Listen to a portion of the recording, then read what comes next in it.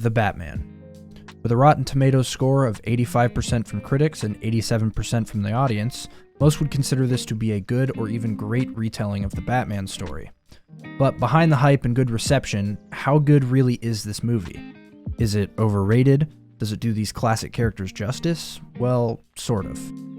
This movie is flawed, which I know isn't surprising. Of course it's flawed. But the reason I bring it up in this way is that people don't talk about this movie like it's a good movie that has flaws.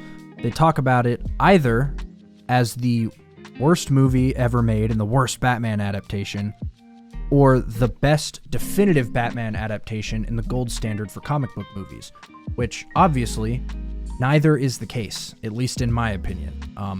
It sits somewhere in the middle, as most things do. So I just wanted to talk about the things I think this movie does well and the things I think it does poorly. To start with things this movie does well, the presentation and atmosphere are portrayed perfectly, in my opinion. The city of Gotham both feels like a modern metropolis while also having that old, lived-in, crime-ridden aspect that's key to Gotham's atmosphere. I love that almost every Batman scene takes place at night, tying together the themes of Bruce Wayne's double life while also fitting in the idea of crime happening in the shadows in places where nobody is looking. On the opposite side, all of the Bruce Wayne scenes happening during the day works to even further establish the idea of this double life that he's living, and the lack of these scenes perfectly represents his loss of balance between Bruce Wayne and Batman, something that becomes a point of tension between Bruce and Alfred throughout the movie. The only Batman scene taking place during the day is his final moment in the movie, where his arc comes to an end, finally facing the people of Gotham as a hero and not as a symbol of fear and vengeance. This shows how much thought went into the details of how this movie is organized and shot and how the world is built, which I really appreciate. The movie in general is shot very well, and I think the visual style helps the movie feel grounded in its own reality. I also really like the soundtrack, including Something in the Way, despite the reputation that it has at this point. Outside of the licensed music, the score is really solid. It has a commanding and menacing presence, and it fits very well within the theme of fear and how Batman uses himself as a symbol of it. Moving on to the plot and the characters, what better place to start than Batman himself? Well, I have some issues with his character arc and how the story plays out in certain ways, which I will get to later. This movie still does manage to give him a pretty compelling and satisfying character arc. The idea of a young Batman driven purely by revenge for the death of his parents and being completely blinded by his selfish goals, only to realize that revenge isn't the way, and that helping people is the ultimate way to avenge his parents, keeping others from suffering the same fate he did as a child, is a really, really good framework for a Batman story, and overall, I think they handled it relatively well here. Despite the fact that he's pretty much in Batman mode the entire time and we never really see Bruce Wayne, Robert Pattinson does give a good performance as Batman. Hopefully in the next movie, we can see more of his Bruce Wayne. From a writing perspective, I think the way his selfish quest for revenge plays into his conflict with Alfred, and the fact that Alfred can see Bruce losing himself to this alternate persona in a complete obsession is a really cool dynamic, with Andy Serkis working surprisingly well in this very different iteration of Alfred. The only thing I don't love about this approach is that, as I mentioned, you don't get to see Bruce Wayne much in this movie. I do get that that was intentional, but it's just not a decision that I really like, personally. Moving on to some things that I don't really like. One thing that doesn't work for me is the bait and switch with Bruce's father and his supposed corruption during his campaign for mayor. One of my favorite moments while watching the movie for the first time was when Bruce finds out that his father wasn't this pure-of-heart mentor that he based his entire vengeful crusade on. At first, this discovery shatters Bruce's entire identity as Batman, as the reasons for doing what he had have become completely meaningless at this point. This concept questions Batman's core character and moral compass in a really compelling way, where he may have to decide if he should give up entirely or base his actions as Batman on goodwill. This was a moment that I felt was the natural turning point in Bruce choosing to continue out of selflessness and not selfishness. But no, 5 seconds later, Alfred just tells him that it was all a big misunderstanding. To me, this was a huge missed opportunity to put Bruce's morals and motives to the test, but instead we just got a bait and switch just for the sake of surprising the audience and subverting expectations. This playing out in the way it does really diminishes the impact of my favorite scene in the movie, when at the very end he finally decides to help people for the right reasons and become the beacon of hope that Gotham desperately needs. This ending is still powerful and a fitting end to a Batman origin story, but he kinda just flips on a whim for basically no reason. There's no catalyst to change his motives in this way. He literally just decides that he feels bad for the people of Gotham and has a monologue about being the hero that Gotham needs. It feels very out of character for him to make this decision so suddenly, considering he never really gets punished for acting the way he did for the rest of the movie. He gets punished for being a dumbass and an incompetent detective, but trust me, we'll get back to that later. Overall, Batman is handled pretty well here, and his relationship with Gordon might actually be the best we've seen on screen to date. But some key aspects held this iteration back from being as great as it could have been. I should probably talk about Gordon and his relationship with Batman, especially since I just said that they have great on-screen chemistry, but honestly, there's not a lot to say character-wise. Gordon as a standalone character is pretty textbook for the way he's been portrayed in past iterations. He stands up for what's right, and he goes to Batman in the pursuit of real justice when the corruption in the police force and legal system fails entirely. Jeffrey Wright is probably my favorite on-screen depiction of Gordon, and I love the dynamic between the two working as detectives to unravel this mystery, even if the mystery is kind of stupid and they aren't very good at solving it, but once again, I will get back to that later. There's not much else to say about Gordon, honestly. His relationship with Batman elevates him to a level higher than other portrayals on screen, but he's pretty standard other than that. Unfortunately, a character that I don't think was handled very well is the main antagonist of the movie, Riddler. While Paul Dano is giving it his all and acting his ass off, the character is just so underwhelming to me.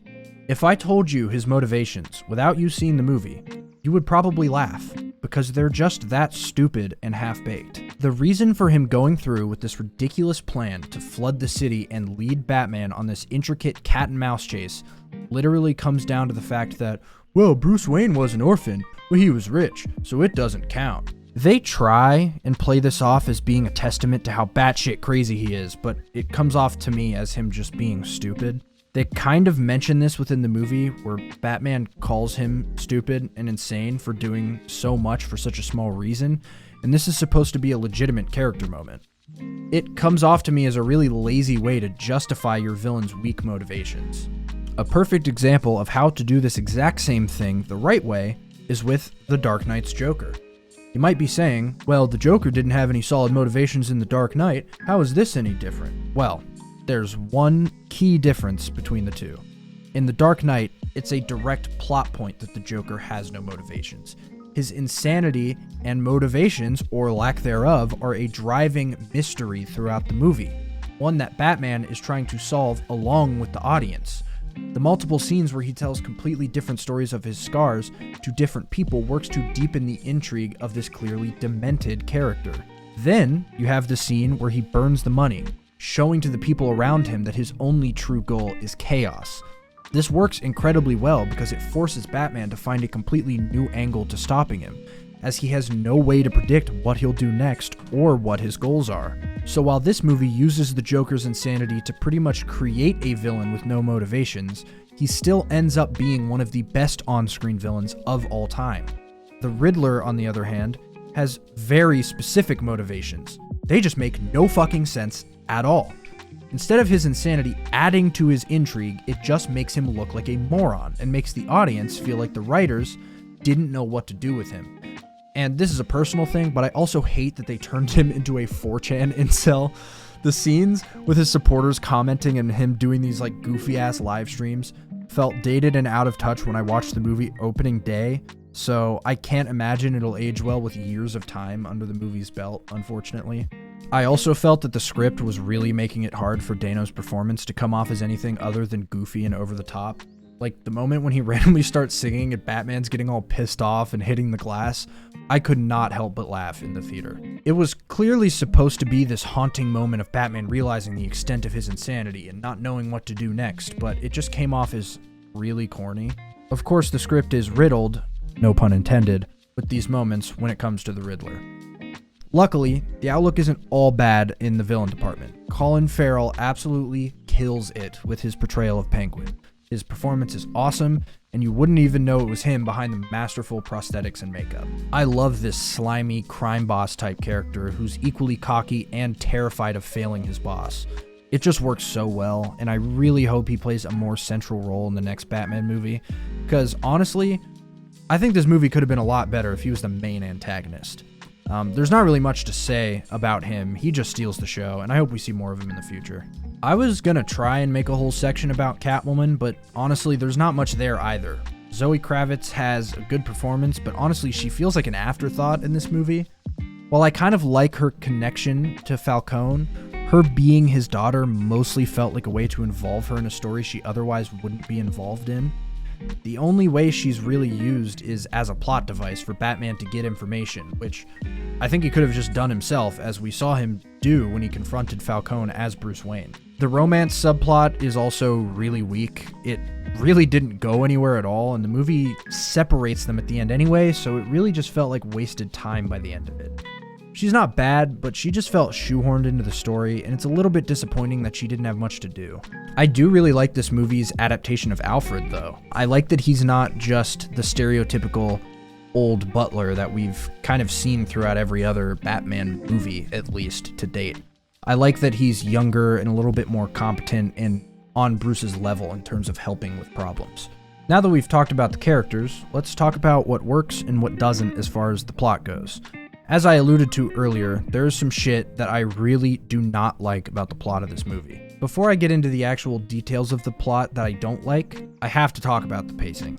This movie is nearly 3 hours long, and on my first time seeing it, that didn't feel like a big issue, but upon a rewatch, I started to really see the cracks in the pacing. The pacing in this movie is very, very slow, and while I usually like slow-paced and grounded stories, there is some shit in this movie that makes it a struggle to sit through, especially on a rewatch. First of all, this movie decides to take the approach of Detective Batman.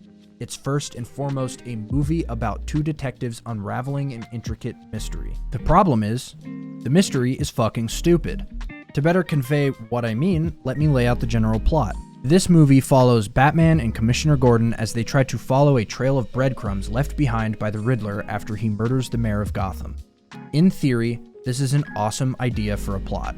It allows Batman and Gordon to work side by side, playing to their strengths as a vigilante and police commissioner, respectively. But the issue I have with the mystery in this movie has everything to do with the Riddler's stupid motivation and plan. It feels like the writers had the outcome of the mystery planned out and just retroactively wrote a story to get there, rather than building it up naturally.